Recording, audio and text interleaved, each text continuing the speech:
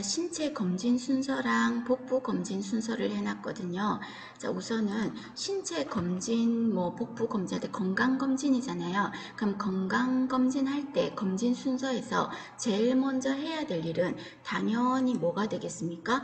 문진이라는 게 먼저 들어가겠죠. 그래서 먼저 물어보겠지. 그래서 문진은 여기에서 빼졌는데 당연히 요 앞에는 문진이 들어가요. 문진 여기다 들어가는 거예요. 들어가. 그리고 일반적으로는 시, 촉, 다, 청의 순서로 하지만 우리가 복부 검진이라는 걸 할 때는 먼저 촉진이나 또는 타진 두드려 버리면 배가 막 아픈 사람일 때는 여러분 나중에 마지막에 청진을 하면 장의 소리가 막 천둥 번개 가지고 너무 우르르 쾅쾅 시끄럽잖아. 그럼 이게 장이 지금 안 좋아서 장염 때문에 이런 소리가 들리는 건지 아니면 만지고 두드려서 그런 건지 청진을 마지막에 하면 헷갈리거든. 그래서 복부 검진할 때는 순서가 어떻게 된다? 문진하고 그 다음에 시진하고, 시진은 안 만지니까 시진 먼저 하고, 그 다음에 이제는 이 세 개가 어떻게 가는 거예요? 거꾸로 가는 거지. 거꾸로 가는 거예요. 그래서 청진하고 타진하고 촉진하는 거예요. 그래서 시, 청, 타, 촉의 순서로 한다. 그럼 문제에서 청진을 왜 타진과 촉진보다 먼저 하냐? 이렇게 말한다면 타진과 촉진을 먼저 했을 때 장의 소리에 변화가 있을까봐, 장음의 변화가 있을까봐 청진을 먼저 한다. 되셨습니까? 복부 검진일 때는 시, 청, 타, 촉의 순서로 한다. 봐주실 것. 그럼 이때 복부 검진할 때는 환자 자세는 무슨 자세로 합니까? 배횡와위로 하겠죠? 배횡와위. 복부 검진 할 때 배횡와위. 여자 인공도뇨 배횡와위. 그죠? 그 다음에 또 배횡와위 또 어떤 거 있었지? 그거 두 개인가? 여자 인공도뇨 복부 검진 이런 거 배횡와위입니다. 그 다음에 물품 관리에서는 피나 점액이 묻어 있다. 너무 중요하지만 기본이죠. 이럴 때는 어떤 물부터 한다? 찬물 먼저 한다는 거. 찬물 먼저 하고 그 다음에 더운 비눗물을 하는 거. 알아두셔야 되겠죠. 그 다음에 일반적으로 손 씻기 할 때 가장 적합한 물이 뭐냐 이래 말하면 미지근한 물로 가장 꼼꼼하게 해야 되니까 가장 적합한 물입니다. 그 다음에 세 번째 중요하죠. 주사기에 응혈이 있다. 응혈을 제거한다. 피떡이 있는 거, 주사기 꼽살이 껴가지고 피떡이 끼어 있는 거야. 그럴 때는 피떡을 녹여줘야 되겠죠. 녹여주는 약이 뭐다? H2O2라는 거. 과산화수소수가 되겠죠. 그래서 과산화수소 하면은 어떤 작용? 용혈작용. 그 다음에 또 참고로 탈색도 되죠. 그 다음에 또 소독약의 효과도 있죠. 그죠? 그래서 용혈제로 쓰인다는 거. 그 다음에 여러분 또 기억하실 게 내관 소독에 쓴다는 거. 기관절개관 있죠. 기관절개관에 찐득찐득한 객단 같은 게 묻어 있잖아. 그때 그것도 어떤 걸로 한다? 과산화수소로 한번 담궈 놔버리면 깨끗하게 좀 찐득찐득한 게 개운하게 빠지는 거죠. 내관 소독에 과산화수소수 기억하십니다. 그리고 또 구강강요에도 쓰인다 그랬죠. 어떤 면에서 백태가 낀 혀의 죽은 조직을 제거한다. 기억나요? 그 다음에 또 입냄새 원인을 제거한다 라는 말도 있었습니다. 구강간호 때도 쓰여요. 그런데 이 약은 보관할 때 어떻게 해야 된다? 어두운 색의 병에 보관하라. 한마디로 빛을 차단하라. 차광 용기에 보관을 한다 하는 것 되셨어요? 그거 같이 기억합니다. 그 다음에 일반적으로 그냥 일반 환자들 체온계는 알코올에 70% 75% 알코올로 닦아주면 돼. 근데 참고로요, 전염병 환자, 감염병 환자 체온계는 알코올로 그냥 쓱 닦아주는 정도로는 좀 약하고 그냥 승홍수라는 약으로 담가서 해준다는 겁니다. 0.1% 승홍수에 30분 정도 담가둡니다. 참고로만 합시다. 전염병 환자 체온계 소독약은 승홍수라는 거. 그 다음 거는 여러분 그래도 알아둡시다. 전염병 환자의 객담, 대소변, 토물, 변기. 객담 같은 경우는 소각이 제일 좋긴 하지만요. 대소변, 토물, 변기 이런 것도 있잖아. 그럼 그런 거는 어떤 걸로 합니까? 했을 때 하수도 청소하는 소독약, 크레졸, 3에서 5% 크레졸, 그리고 또 석탄산수, 하수도 청소하는 약입니다. 그리고 또 객담 같은 경우는 소각이 가장 좋고요. 되셨죠? 알아두시고. 자, 그 다음에 병실 청소에 대해서 한번 쭉 그래도 적어 놨습니다, 여러분. 여러분이 이제 언제 다시 이 부분을 꼼꼼하게 볼 시간이 있겠습니까? 지금 한번 복도부터 고무 튜브까지 한번 꼼꼼하게 읽어주시고, 특히 이 부분에 가구 부분 있죠? 가구, 병실 내 가구 같은 경우는 마음대로 다른 방에 옮기지 말 것이라는 거, 요거까지 한번 꼼꼼하게 한번 읽어봐 주시겠습니까? 자, 이번에는 다음 페이지 물품 분류와 처리 방법이라고 했는데, 자, 여기에 표 있죠? 표 요거 꼼꼼하게 여러분들이 봐주셔야 돼. 전체적으로. 그럼 제가 요거 언급할 때 물품을 관리하는 처리 방법에 있어서 물품의 종류를 위험도에 따라서 나누었다 그랬죠? 기구의 종류를. 이때 위험이라는 거는 만약에 이게 아셉틱하지 않거나 문제가 있었을 때 누가 위험하다? 환자들한테 위험할 수 있는 거죠. 그러면 가장 위험한 도구를 뭐라고 했다? 고위험 기구라고 했었죠. 가장 위험한 거. 그럼 고위험 기구에는 어떤 게 있다? 뭐 혈관 안에 들어간다든지 또는 무균적으로 조작해야 되는 거 있죠. 무균적으로 해야 되고 혈관이나 뭐 복강 안으로 들어가는 거, 이런 거는 고위험 기구에 들어가겠습니다. 그럼 해당 예시가 있는데, 예시에서 여러분 몇 가지만 좀 기억을 한다면 당연히 수술 도구들 있죠.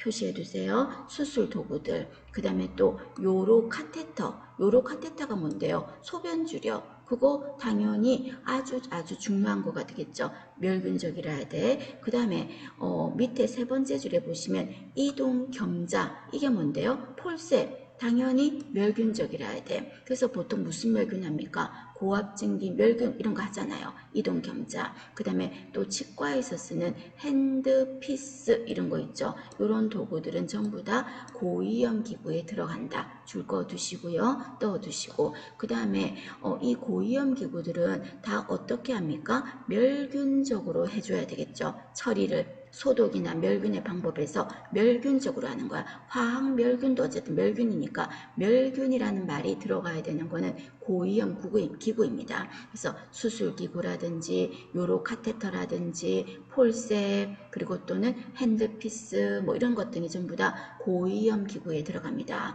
그리고 밑에 보시면 준위험 기구라고 되어 있죠. 준위험 기구는 고위험 기구보다는 약간 낮은 거지, 쉽게 말해서. 그러나 낮지만 얘도 위험한 기구는 위험한 기구야. 주로 어디에 닿는 거냐면요, 점막 또는 손상된 피부 이런 데 접촉할 거야. 고위험 기구랑은 달라. 고위험 기구는 혈관이라든지 또는 무균적으로 다뤄야 되는 저 몸 안으로, 체강 안으로 들어가는 거 있죠. 그런 거는 고위험 기구인데 얘는 점막, 안에 점막, 피부 이런 데 닿는 겁니다. 그러면 이때 대표적인 게 어떤 게 있다 그랬어요? 내시경 기구들이라 그랬죠. 그래서 이때 내시경 기구는 위내시경이라든지 기관지 내시경이라든지 대장 내시경이라든지 이런 것 등은 주로 준위험 기구에 들어갑니다. 준위험 기구에 내시경 기구들이. 그런데 여기 있는 내시경 기구는 준위험 기구인데요. 위에 보시면 약간 구별을 하실 거는 고위험 기구에도 보시면 두 번째 줄에 끝에 보면 내시경류라고 돼 있죠. 근데 이 내시경은 이렇게 위나 기관이나 대장 이런 데 들어가는 게 아니라 관절경, 관절 안으로 들어가는 거야. 체강 안으로 들어가는 거죠. 몸 안으로. 그리고 복강경 이런 거 안쪽으로 들어가는 거잖아요. 그죠? 이런 거하고는 대장 내시경 이런 거는 점막에 닿는 거랑은 다른 거지. 그래서 이런 내시경, 관절이나 복강경 같은 내시경 도구는 고위험 기구에 들어가지만 점막에 닿는 거, 위 점막, 그리고 기관지 점막, 대장, 점막 이런 데 닿는 내시경 도구들은요, 준위험 기구입니다. 그래서 시험 문제에서 준위험 기구에 내시경류가 들어가 있으면 맞는 걸로 하셔야 돼. 되셨어요? 요거 알아두실 거. 그러면 준위험 기구인 내시경류는 피부나 점막에 닿는 거니까 멸균을 지켜도 돼요. 멸균 지키지 말란 소리가 아니야. 그런데 멸균까지는 요구되지 않아도 크게 상관이 없다는 겁니다. 그럼 멸균 바로 밑에가 뭐야? 소독이죠. 근데 소독도 레벨이 있어. 높은 수준, 낮은 수준이 있다면 그렇다고 해서 점막 안으로 들어가는데 낮은 수준의 소독을 할 수는 없잖아. 그래서 주니엄 기구는 어떤 수준의 소독이 가능하다? 높은 수준의 소독이 가능한 겁니다. 되셨습니까? 짝꿍 잘 찾으세요. 고위험 기구는 멸균, 주니엄 기구는 멸균도 되기도 하고 높은 수준의 소독, 내시경류, 점막에 닿는 거 하는 건 주니엄 기구야. 그 다음에 세 번째는 하나도 안 위험한 거는 비위험 기구라고 하겠죠. 그럼 비위험 기구는 진짜 피부에 아무 문제가 없는 피부하고 접촉하는 거예요. 그게 비위험 기구야. 그럼 예를 든다면 대소변기, 이거 뭐 안쪽으로 점막에 들어가는 것도 아니고 그쪽에 환자가 손상된 피부가 있는 것도 아니잖아요. 비위험 기구, 혈압기, 청진기 이런 것도 어디에 피부와 닿는 거죠? 비위험 기구. 그죠? 또 심전도 기계 붙이는 거 이런 거 전부 다 비위험 기구가 되겠죠. 그럼 이런 비위험 기구는 멸균까지는 필요 없어. 그럼 소독도 높은 수준의 소독은 주니엄 기구라면 비위험 기구는 어떤 수준의 소독도 괜찮다? 낮은 수준의 소독도 괜찮다 하는 겁니다. 짝꿍 잘 찾으세요. 그래서 시험 문제에서 우리 어떤 식으로 바르게 연결된 것은 이라고 문제집에서 풀어봤어요. 예를 들어서 주니엄 기구 이렇게 말하고 그리고 옆으로 줄거가지고 뭐 수술 기구 그리고 높은 수준의 소독 이렇게 나왔다고. 그럼 이거 결론적으로 맞는 거예요? 틀린 거예요? 틀렸잖아. 주니엄 기구에 수술 기구가 들어갑니까? 여기서 틀린 거지. 수술 기구는 고위험 기구잖아. 그리고 주니엄 기구는 높은 수준의 소독 맞죠? 이거는 맞아. 그런데 여기서 틀린 겁니다. 짝꿍 잘 찾기 요거 알아두십시오 여러분. 자, 그 다음에 그 밑에 보시면 우리가 청소할 때 높은 수준의 소독 뭐 이렇게 중간 수준의 소독 낮은 수준의 소독약을 하나 참고로 적어 놨습니다. 도저히 안 되겠다 하시면 버리시고 한번 읽어 봐 주시면 될 것 같고요. 그 다음에 손 씻는 시기 나왔죠. 자, 손 씻는 시기 여러분 알아놔야 돼. 이런 거 여러분 당연한 듯 하지만 시험에서 많이 묻습니다. 그럼 손 씻는 시기는 언제? 환자와 접촉하기 전에도 씻고 후에도 씻고 그리고 장갑을 사용하기 전에도 씻고 후에도 씻고 맞죠? 그 다음에 다른 환자를 접촉하기 전에도 씻고 그 다음에 같은 업무를 했었던 같은 환자라도 오염 부위에서 청결 부위로 이동할 때 오염 부위를 먼저 만졌단 말이야. 그럼 내 손을 씻고 청결 부위를 만져야 되겠죠. 그죠? 그 다음에 세 번째, 네 번째는 읽어보시면 되지 않을까? 손 씻는 시기. 그래도 중요합니다. 보시고요. 그럼 그 밑에 보시면 여러분 우리가 손 씻기 방법에서 외과적, 내과적 손 씻기가 있었는데 자 제가 조금 전에 말했을 때 외과적 무균술은 어떤 개념이라 그랬죠? 멸균의 개념이라 그랬어요. 그럼 외과적 무균술은 어떤 손 씻기를 떠올려야 된다? 수술실에서 손 씻는 거 있죠? 그걸 연상해야 되죠. 그럼 수술실에서 손 씻을 때는 손끝이 어디로 옵니까? 위로 오지. 그 말은 또 다르게 말하면 팔꿈치는 항상 아래로 가는 거야. 이해하셔야 되겠죠. 시험장에서 여러분 너무너무 떨리고 긴장하면 손끝이 위로 이렇게 했는데 뭔 뜻인지 막 머릿속에 안 떠올라. 같은 말로 팔꿈치는 아래로 하는 말하고 같은 거죠. 그리고 이때 그냥 물하고 비누로 씻으면 안 돼. 멸균적으로 해야 되니까. 그래서 항생제 비누나 또는 소독제를 가지고 씻을 겁니다. 그리고 씻는 시간은 2분에서 5분 정도. 2분에서 5분 정도 씻고 또 씻을 때는 어느 동작으로 한다? 손에서부터 어디까지 씻어요? 팔꿈치까지 씻어야 되겠죠. 손 씻기는 외과적 손 씻기는 어디까지 씻는다? 팔꿈치까지 씻는다는 거 적으셔야 되겠다. 팔꿈치까지 씻는다는 거.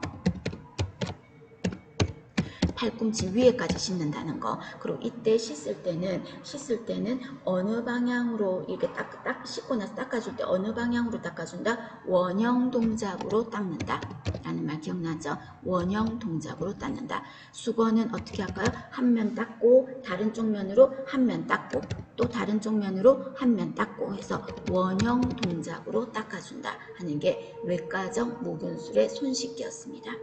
반면 내과적 무균술은 어느 정도만 강조해도 돼요? 멸균까지는 필요 없고 소독만 강조해도 되죠. 그래서 우리가 일반적으로 손 씻는 게 내과적 무균술로 손 씻는 거야. 그럼 이때 손끝은 어떻게 해야 돼요? 화장실 가서 손 씻을 때 손끝은 아래로 오죠. 그 말은 또 다르게 말하면 팔꿈치는 항상 위로 라는 말하고 똑같겠죠. 그리고 이때 뭘로 씻어? 물과 비누로 씻겠죠. 어디까지 씻어요? 손목까지 씻죠. 그럼 손목까지 씻는데 손목부터 씻어서 내려가는 게 아니라 손가락 쪽에서부터 손목 쪽으로 씻는 거죠. 그리고 어디를 더 유념해서 씻을까? 손톱 밑. 그죠? 손톱 밑을 더 유념해서 씻어주라 하는 거죠. 그것도 같이 한번 보실 것.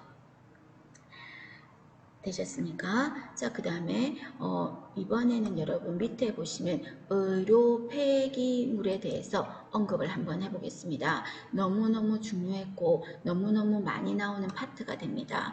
이거 여러분 알아두셔야 돼. 여러분이 의료 폐기물 관리 같은 거 철저하게 알고 해야 되는 부분이 되잖아요. 그럼 의료 폐기물은 마크가 이런 모양의 마크를 갖고 있다는 거 실습하셨을 때나 현장에서 보셨을 거예요. 그럼 이 마크를 하는데 여기에서 도형의 색상이라는 말은 뭐 마크의 색깔을 말하는 거야. 이 마크가 어떤 색깔을 하냐 이 말이에요. 그럼 이 마크가 빨간색의 마크를 하고 있을 때가 있어요. 붉은색 마크를. 그럼 붉은색 마크를 했다면 이 폐기물은 무슨 폐기물에 들어간다? 격리의료 폐기물에 들어가는 겁니다. 시험에도 한번 나왔죠. 격리의료 폐기물.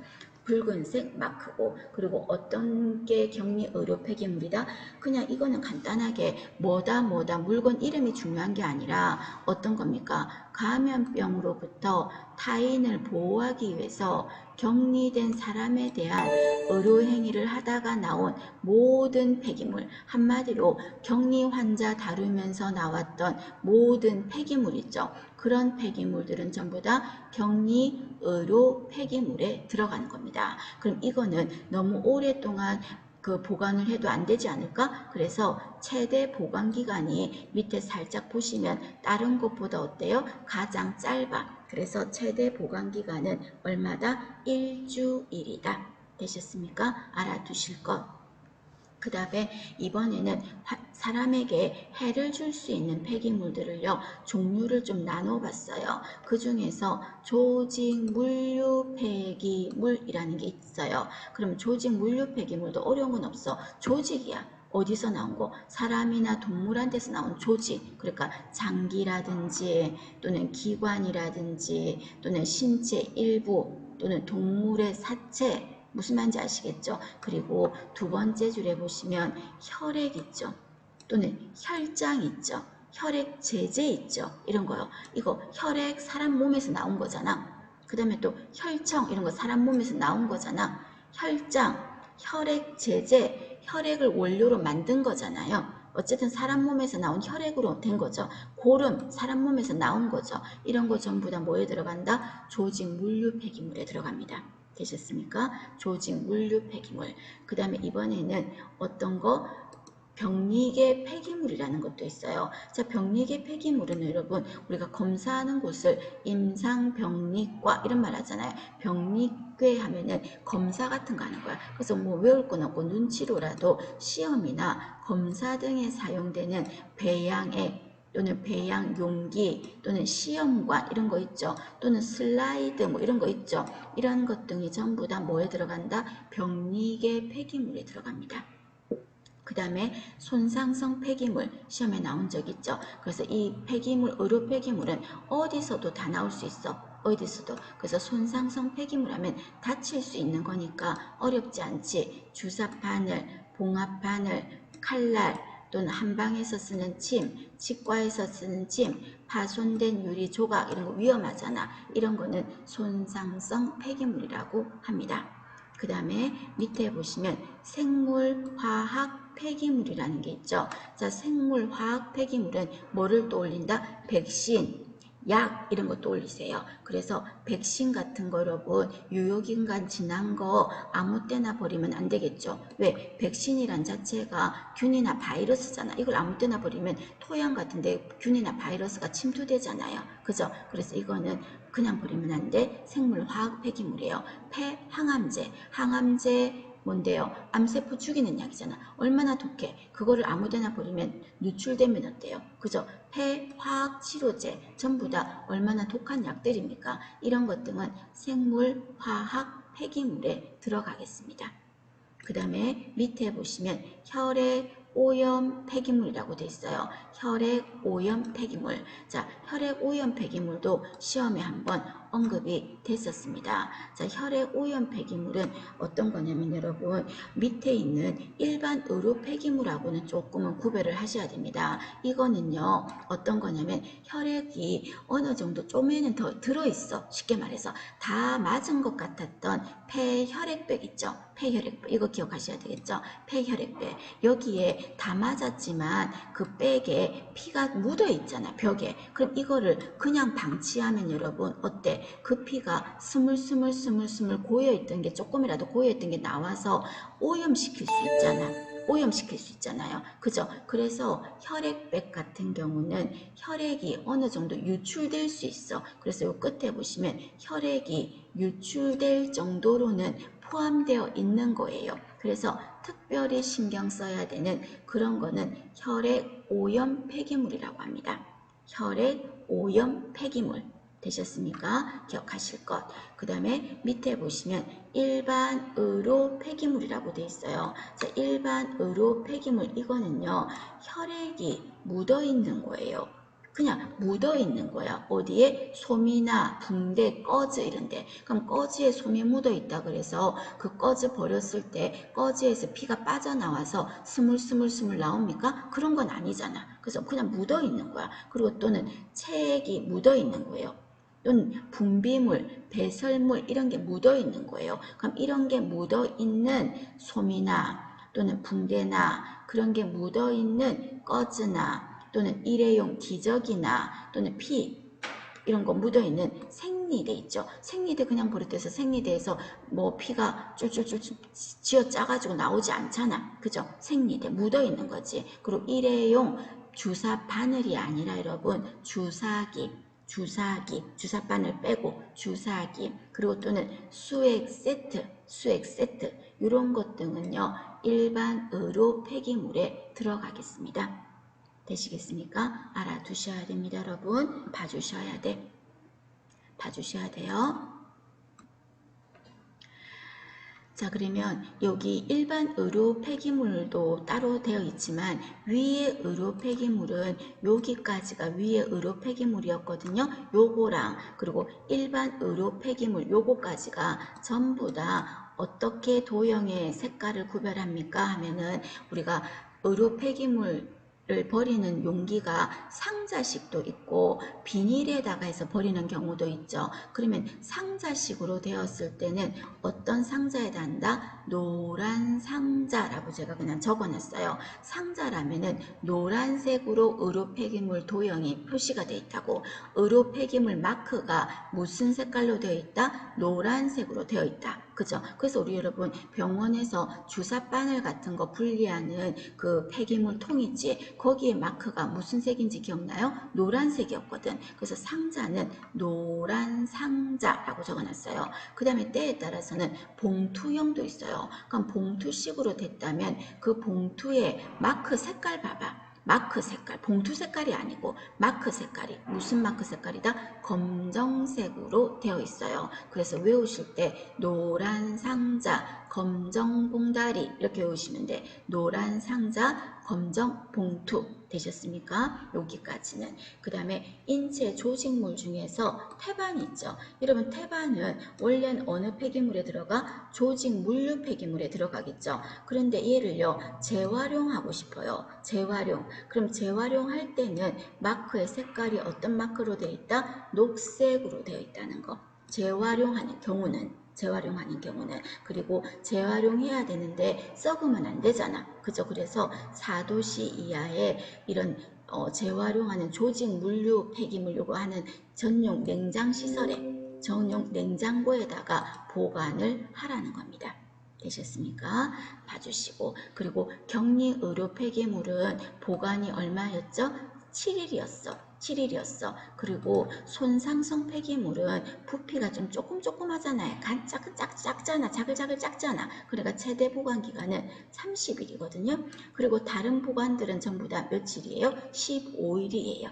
되셨습니까? 눈치로 여러분이 규칙성 조금 찾으셨습니까? 한번 봐주시면 되겠습니다. 이 의료 폐기물은 반드시 시험장에 들어가는 그 순간에도 한 번은 복습이 되셔야 됩니다. 여러분 봐주실 것. 그 다음에 이번에는 감염병 환자의 물품과 오염 물품 처리라고 되어 있습니다. 자, 이 부분도 1번에서 6번까지 설명인데요. 이것도 여러분 기억해야 돼. 전체적으로 한번 보셔야 됩니다. 자, 감염병 환자의 물품이에요. 그리고 그 물품, 오염된 물품을 어떻게 처리하냐 그랬을 때 1번에 격리실에서 나온 오염 물품은 오염됐잖아. 그럼 이거를 버릴 때 그냥 한 번 싸서 버리면 안 되고 이중 포장을 해야 되겠죠. 균이 빠져나오면 어떻게 이중 포장해서 버리는 겁니다. 그런데 시험 문제에서 정말 야비하게 여러분한테 역격리실에서 나온 물품을 이중 포장해서 한다면은 틀렸어. 왜냐하면 역격리는 여러분 어떤 거였어? 이 환자가 균이 있는 게 아니지. 이 환자가 균이 있는 게 아닌데 굳이 그 환자한테서 나왔던 거를 이중 포장할 필요가 없죠? 그래서 역격리실 물건은 제외예요. 어디에 물건들이다? 격리실이요. 격리실에서 물건을 처리할 때는 이중 포장을 하라. 그 다음에 감염병 환자가 너무 중요하죠. 감염병 환자가 입원했을 때 갖고 온 물건들은 어떻게 고압증기 멸균을 해서 어떡한다? 봉투에 넣어서 보관했다가 퇴원할 때 돌려주겠습니다. 그 다음에 3번 보시면 격리실 안에 간호조무사는 격리실 문을 손으로 하지 말고 발로 지탱을 하는 거죠. 그리고 어디다가 발로 지탱한 다음에 격리실 밖의 주머니에 오염물품 주머니를 집어넣는 거예요. 여러분 격리실 밖에 오염물품을 바로 집어넣는 게 아니고 어떻게 오염물품 주머니를 집어넣는 거예요. 그리고 격리실 밖에 할 때 격리실 문을 열어야 되니까 뭘로 지탱하라? 발로 지탱하라. 그 말입니다. 그 다음에 4번에 보시면 병원 규칙에 따라서 격리실에서 사용했던 오염물품 이거는 주머니에 표시를 해야 되겠죠. 격리실에서 나온 거라는 거 표시를 하라. 그리고 5번 쓰레기통이나 빨래 주머니는 가득 차면 넘치잖아. 그러면 격리 환자 나왔던 게 바닥에 닿으면 균이 탔잖아요. 그래서 3분의 2 정도 차면 교환을 하라. 그리고 격리실에서 나올 때는 격리실 손잡이 잡지 말고 종이 수건으로 격리실 문의 손잡이를 잡고 나가서 문을 열어라. 되셨습니까? 어려운 건 아니지만 여러분 기본적으로 중요합니다. 시험에서 많이 물어요.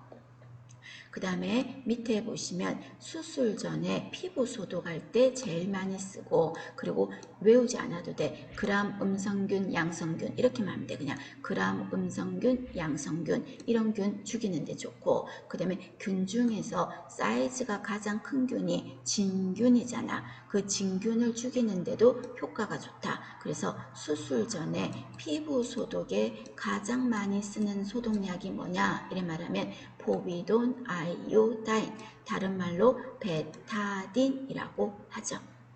그 다음에 자 멸균법을 몇 개 해놨어요. 아실 것 같은데 혹시라도 또 중간에 자주 안 보면 또 순간 깜빡할까봐 참고로 적어놨어요. 고압증기 멸균 이거는 몇 도? 120도 정도에 2, 30분 정도 멸균을 하는 거죠. 그리고 이 멸균은 장점이 어떤 겁니까? 시간적으로 비용 면에서 가장 경제적이라고 그랬죠. 그래서 어디에서 제일 많이 쓴다?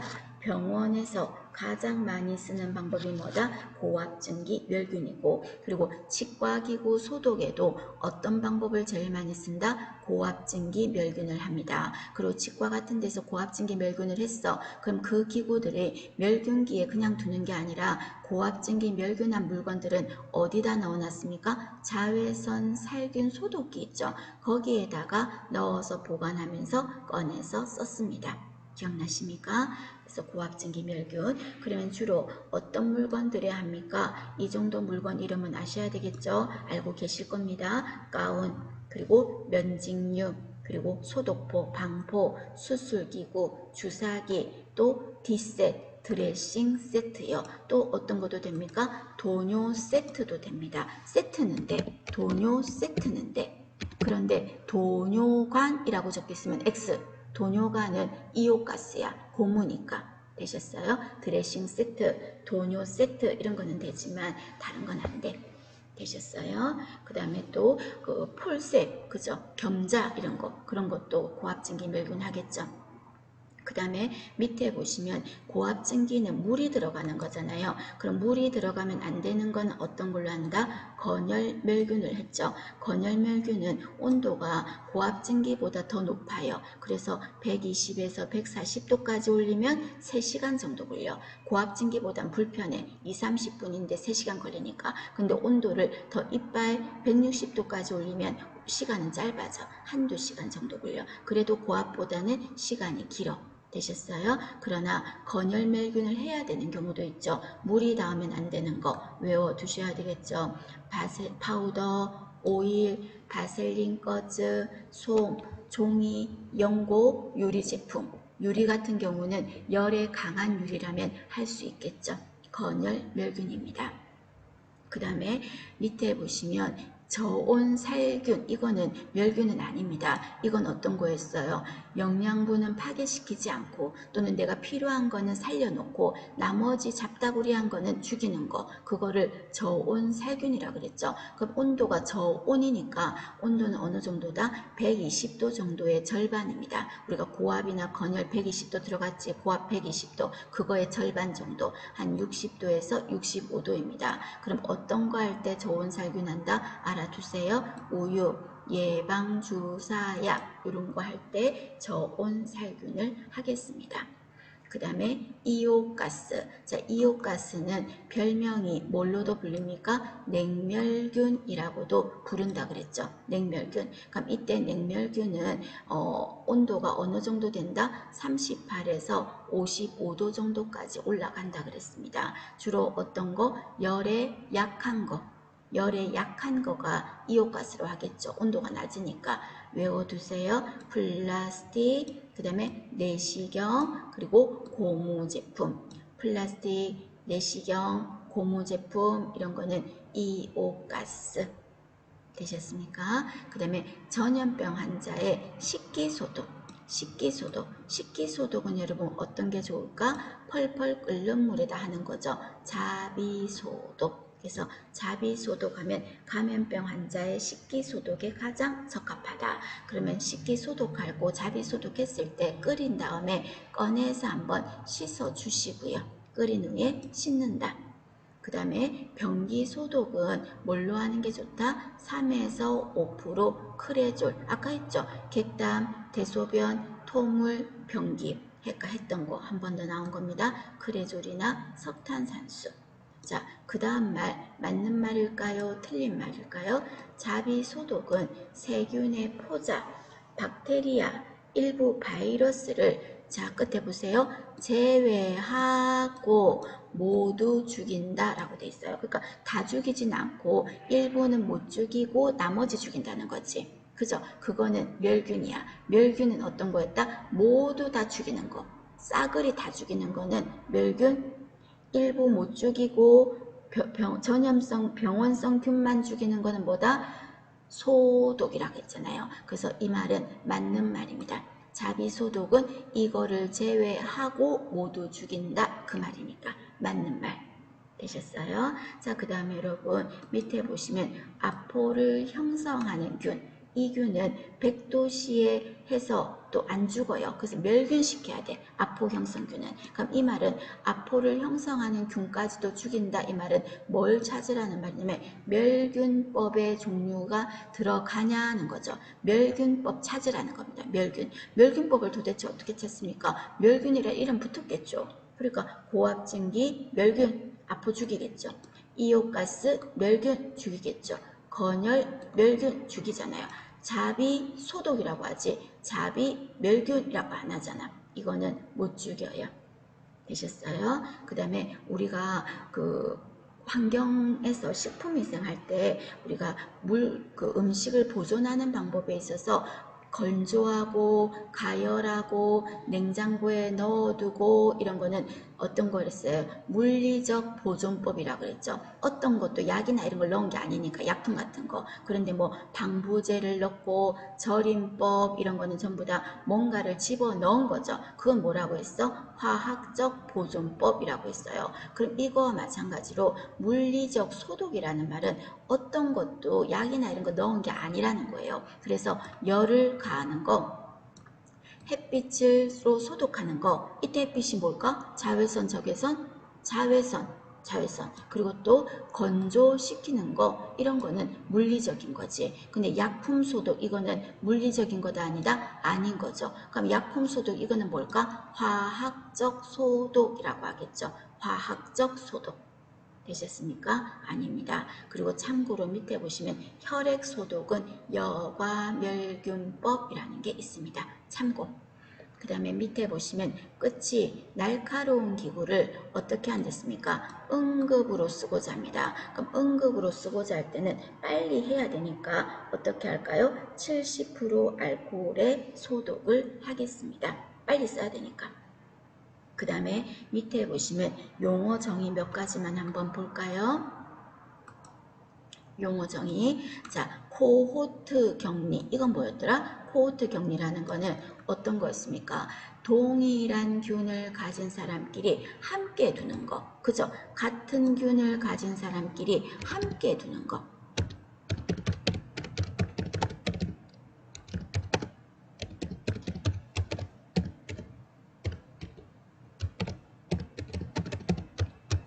함께 두는 거. 그거는 코호트 격리지. 왜? 같은 균이니까 뭐 같이 좀 있어도 되지 않을까? 그죠? 이런 거는 코호트 격리라고 합니다. 물론 더 중하고 조금 가벼운 사람이 있겠죠. 그래서 코호트 격리를 하더라도 병상 간의 거리는 한 1m 정도는 유지하는 게 좋다. 이 말입니다. 무슨 말인지 아시겠죠? 그 다음에 역격리. 여러분 아셔야 되겠죠? 역격리. 자, 역격리는 어떤 거야? 감염에 민감한 사람을 위해서 주위 환경을 무균적으로 유지하는 것. 감염에 민감한 사람을 위해 주위 환경을 무균적으로 유지하는 것. 그걸 뭐라고 한다? 역격리라고 한다. 되셨습니까?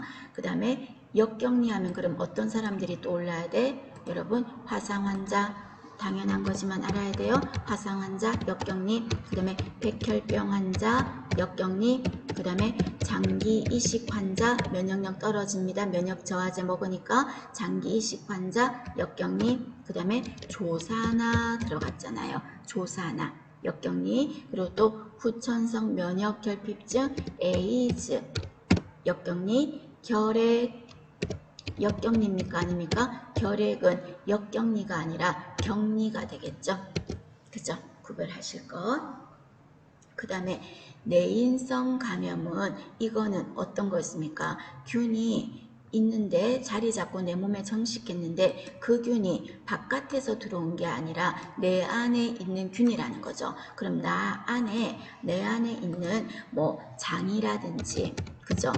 장이라든지 대장이나 장기 있잖아요. 장이나 또는 구강이나 이런 데 붙어 있던 균, 정착하고 있는 균. 정착이라는 말은 내 몸에 해를 안 줬어. 그래서 구강이나 장에 정착하고 있는 이 균이 갑자기 어떻게 했다? 갑자기 증식한 거죠. 정착하고 있던 균이 갑자기 증식해서 내 몸에 영향을 주는 거, 그런 거를 내인성 감염이라 했습니다. 왜 정착하고 있던 균이 내 몸에 갑자기 영향을 줍니까? 내가 약해진 틈을 타서, 보통 때는 찍소리 못하고 붙어 있더니 내가 약해진 틈을 타서 반란을 일으킨 거죠. 그래서 내 몸에 영향을 주는 거, 그거는 내 안에 있는 균 때문에 생긴 거니까 내인성 감염입니다. 내 안에 균 있다.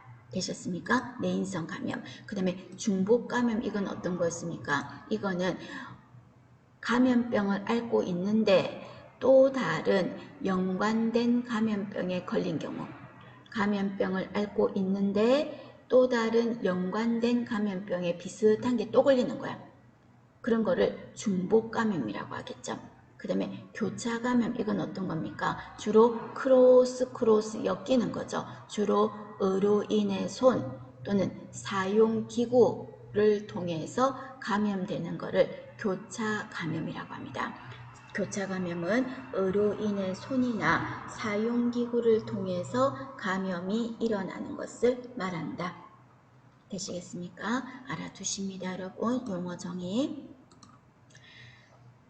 자, 그 다음 페이지 볼게요. 자, 이번에는 일반 격리법에 대한 설명입니다. 자, OX입니다, 여러분. OX. 표시 잘 해두세요. 졸다가 표시 안 하면 안 돼, 여러분. 자, 먼저, 일반 격리야, 격리. 균이 있는 사람이야, 이 사람. 환자 방을 드나들 때마다 손을 씻는다. 맞는 말, 틀린 말? 맞는 말. 그죠? 그 다음에 2번. 양압장치가 되어 있는 병실을 사용한다. 틀린 말. 왜?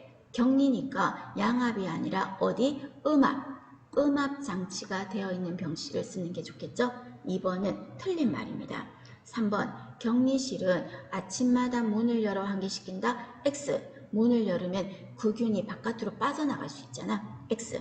그 다음에 4번 조심하세요. 일반 격리에 대한 설명이에요. 화상 환자, 백혈병 환자들한테 적용한다. 이거 틀렸잖아. 왜? 화상 환자나 백혈병은 어떤 격리합니까? 역격리. 일반 격리가 아닌 거죠. 되셨어요? 그러면 격리나 역격리는 외과적 무균술, 내과적 무균술, 내과적 무균술을 쓴다. 그 말이죠. 알아두실 것. 자, 그 다음에 밑에 보시면 감염병 환자를 간호할 때 가운 사용 방법입니다. OX. 자, 벗을 때는 사실은 병실 안에서 벗는 게 좋아. 옷을 벗을 때는, 이 가운을 벗을 때는. 왜? 이 가운을 병실 밖에서 벗으면 어떻게 됩니까? 병실 밖에서 하면은 이거를 떨어뜨리면 균이 바닥에 닿잖아요. 그래서 벗을 때는 안에서 벗고 병실 밖에 빨래통에다가 넣는다. 틀렸다니까? 병실 안에다 넣는 게 좋다니까? 밖에 빨래통에 넣지 말고 안에다 넣는 거죠. 안에다. 그리고 안에다 넣어서 이렇게 주머니에 쌌어. 그죠? 주머니에 싸서 내어놔야 되겠죠. 밖에다가 던지면 안 된다는 소리입니다. 그 다음에 7번. 오염되어 있는 쪽의 가운은, 자, 말 잘 보세요. 오염되어 있는 쪽의 가운은 간호사 유니폼 쪽으로 오게 한다.